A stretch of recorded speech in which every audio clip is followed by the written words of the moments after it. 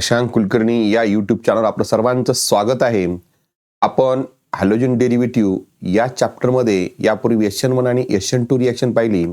यामध्ये त्यापुढचा जो पॉइंट आहे तो म्हणजे ऑप्टिकल आयसोमेरिझम. आयसोमेरिझम ही संकल्पना, ही कन्सेप्ट आपण 11वीला शिकली आहे. ज्या कार्बनिक संयुगांचं रेणुत्व सारखं असतं पण रचना भिन्न असतं त्याला आपण आयसोमर्स म्हणतो आणि त्या घटनेला आपण काय म्हणतो, आयसोमेरिझम. या आयसोमेरिझम आपण 2 प्रकार अभ्यासले, स्ट्रक्चरल आयसोमेरिझम आणि त्यानंतर स्टिरिओ आयसोमेरिझम. स्ट्रक्चरल आयसोमेरिझम आपण 11वीमध्ये chain isomerism, position isomerism, functional isomerism तिन्हीचा अभ्यास केला. त्याचबरोबर स्टिरिओ आयसोमेरिझममध्ये जॉमेट्रिकल आयसोमेरिझम आपण अल्किन या चॅप्टरमध्ये 11वीला अभ्यास केलो.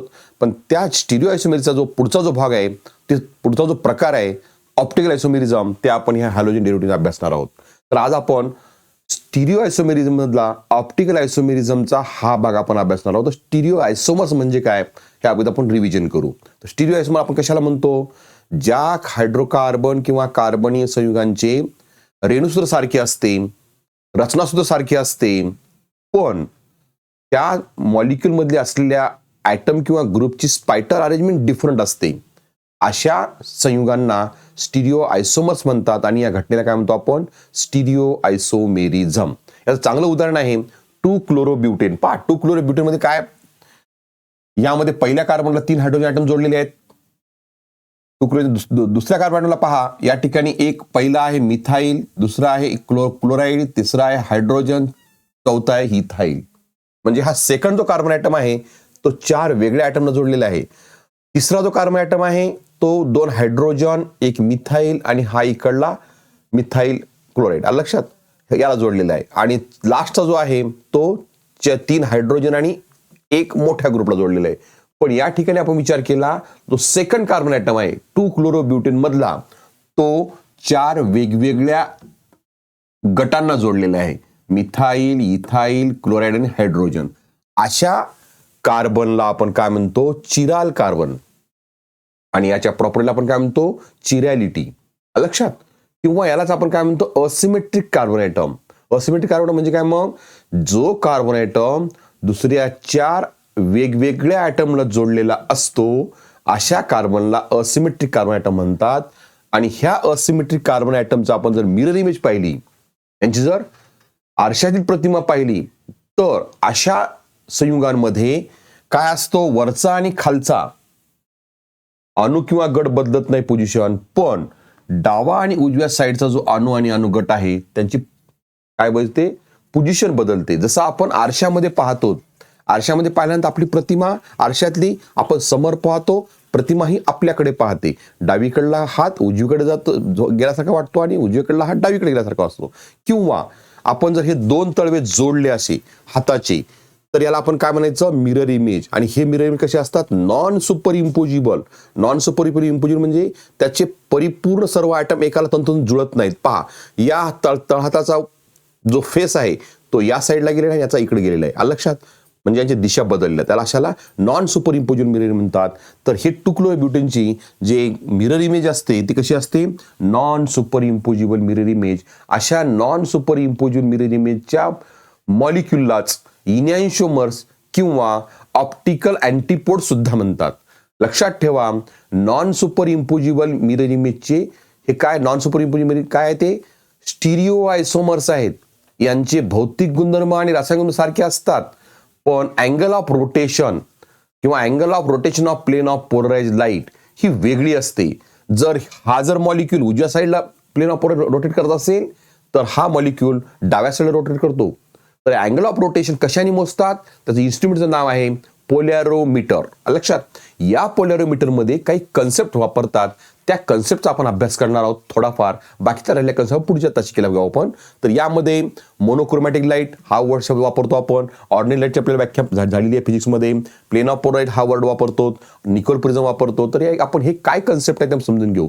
निकोल प्रिझम काय आहे, तर निकोल प्रिझम 1828 मध्ये शास्त्रज्ञ विल्यम निकोल्स यांनी crystalline calcium carbonate, crystalline calcium कार्बोनेटला काय म्हणतात, कॅल्शिलाइट क्रिस्टल्स.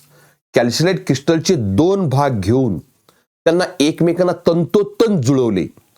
कशानी, कॅनडा बाल्समनी. आणि त्यापासून तयार झालेल्या ग्लासच्या प्रतिमेला काय म्हणलेलं आहे त्यांनी? Nicol prism. लक्षात, हे निकोल प्रिझम कुठे वापरतात? पोलॅरोमीटर मध्ये. लक्षात. त्यानंतर ऑर्डिनरी लाईट. आपल्याला ordinary light is example of electromagnetic waves. बरोबर आहे. तर यांच्यात वेव्स किती असतात? त्याच्यामध्ये वेगवेगळे वेवलेंथ असते. लक्षात. आणि ह्या ऑर्डिनरी लाईट्स ह्या perpendicular to direction of propagation of लाईटला परपेंडिक्युलर असतात. लक्षात. म्हणजे वेगवेगळ्या प्लेनला ते परपेंडिक्युलर असतात. जर ही झाली ऑर्डिनरी लाईट. आता मोनोक्रोमॅटिक लाईट म्हणजे काय? मग मोनो म्हणजे सिंगल. मोनोक्रोमॅटिक लाईट म्हणजे ज्या लाईटमध्ये किंवा रे ऑफ लाईटमध्ये सिंगल कलर आणि सिंगल वेवलेंथ असतो, पण ते वेगवेगळ्या प्लेनमध्ये व्हायब्रेट असते. पहा इथं दाखवली प्रतिमा. लक्षात. ते परपेंडिक्युलर ऑल प्लेन्स. लक्षात.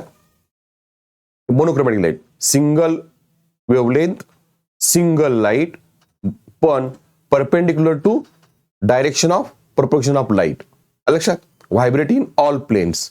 अशा मोनोक्रोमॅटिक लाईटला आपण जर निकोल प्रिझम मधून पास केलं तर निकोल प्रिझमच्या बाहेर येणारे ट्रान्समिटेड लाईट हे एकाच प्लेनमध्ये व्हायब्रेट होतात. सिंगल वेवलेंथ आणि single plane, vibrate in a single plane. ह्या लाईटला आपण काय म्हणतो? Plane of polarise light. मग प्लेन ऑफ पोलराइज व्याख्या काय लिहायची? द रे ऑफ जे प्रकाश किरण एकाच प्लेनमध्ये व्हायब्रेट होतात त्याला आपण काय म्हणतो? Plane of polarise light. Are you understand up to this point? Then I'm explaining English. You know that in last lecture or last video, you are studied the substitution nucleophile reactions. Today I will teach you the next point in the halogen derivative chapter is the optical isomerism. Isomerism concept is always completed in the 11th class. You know the definition of isomerism. The organic compound which have a same molecular formula but different structural formula are called isomers. The phenomenon called as the isomerism. They are further classified in two types. Structural isomerism and stereoisomerisms. Structural isomerism further classified in three types: chain isomers, position isomers, functional isomers, etc. And stereoisomerism further classified into two types: geometrical and optical. Geometrical isomerism and structural isomerism always completed in the 11th class. Which is remains only optical isomers or isomerism remains. That type is included in the halogen derivative chapter. Therefore, concentrate on the which point? Which isomerism? Optical isomerism. Optical isomerism type of stereoisomerism. What is the stereoisomerism? The organic compound which have a same molecular formula, same structural formula, but different in the spital arrangement of the atom or group. For example, 2-chlorobutane. What is the molecular formula here? C4H9Cl1. Molecular formula, these two compound is same. Molecular formula is same, structural formula is same. Structural formula, both the structure is same. This is the chain structures of the 2-chlorobutane. What is the difference here? Difference is that the arrangement of the atom, you see in these two structure, hydrogen and chlorine. Here, chlorine arranged on the right hand side. In the here, chlorine arranged on the left hand side. The spital arrangement of this atom is different. Such type of compounds are called stereoisomers, and the phenomenon is called as the stereoisomerism. I understand? How is the definition of stereoisomerisms? The organic compound which have same molecular formula, same structural formula, but different in the arrangement of the atoms of group. Such compounds are called stereoisomers, and the phenomenon called as the stereoisomerism. You remember an important point: the physical property, chemical property of the stereoisomers have same, but different in the rotation of, different in the angle of rotation, or different in the rotation of plane of polarized light. Let us consider, this is an example of, these are structures of 2-chlorobutane. Here, two structure E, this is the first and this is the second. Let us consider the first 2-chlorobutane, rotate the plane of polarized light right hand side. At that time, the second structure rotate the plane of polarized light left hand side. I mean rotation of plane of polarized different. This rotation of plane of polarized or angle of rotation of optical isomers is measured by using the instrument. The name of instrument is the polarometers. Polarometer is useful for the measuring the angle of rotation of optical isomers. You remember this 2-chlorobutane first structure and second structure called a non-superimposable mirror image. What is the non-superimposable mirror image? If you match the two structures, then they are completely not match. For example, left hand palm and right hand palm. If you see in this picture, the face of the left hand palm goes on this side and face of the right hand palm goes on this side. Such image are called as the non-superimposable mirror image, and non-superimposable mirror image compounds are called as the enantiomers, or it is also called as the optical antipodes. You remember, the all enantiomers is an example of stereoisomers, and all enantiomers or non-superimposable mirror image differ in the rotation of plane of polarization or rotation of angle. I don't understand. Next, this rotation is measured by using the polarimeter. In the polarimeter, some concepts are used. That concept I will try to explain in this lecture. The first is the Nicol prism, second is the monochromatic light, plane of polarized light, ordinary light. What is ordinary light? You know that ordinary light is an example of electromagnetic waves. The ray of light which having a different wavelength and they are vibrating all planes and perpendicular to the direction of propagation of light. Such ray of light is called as the ordinary light. Sunlight is the best example of ordinary lights.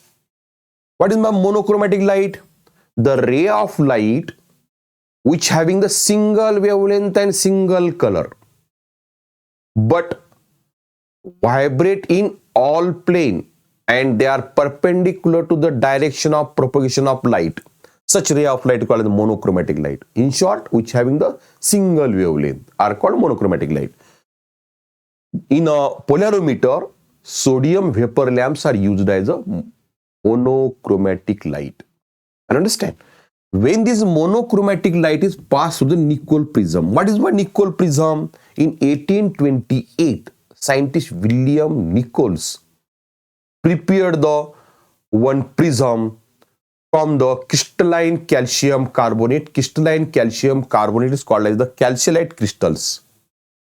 When the two parts of calciolite crystals are fused together by using the Canada balsam, these are the two parts of calciolite crystals, the obtained glass structures are called as the Nicol prism. These Nicol prisms are used in the polarimeters. When you pass the monochromatic light through the Nicol prism, then ray of light, monochromatic light pass through the Nicol prism, the transmitted light, after the transmission of light, the ray of light which having the single wavelength and vibrate in a single plane, such ray of lights are called as the plane of polarized light. I understand what is the plane of polarized light? A ray of light which is vibrate in a single plane are called plane of polarized light. I understand up to this point. Which type of question will be asked in the state board exams as well as in the NEET exams will be given in the description box. Some important notes or points and homeworks will be given in the description box below the video. Thank you.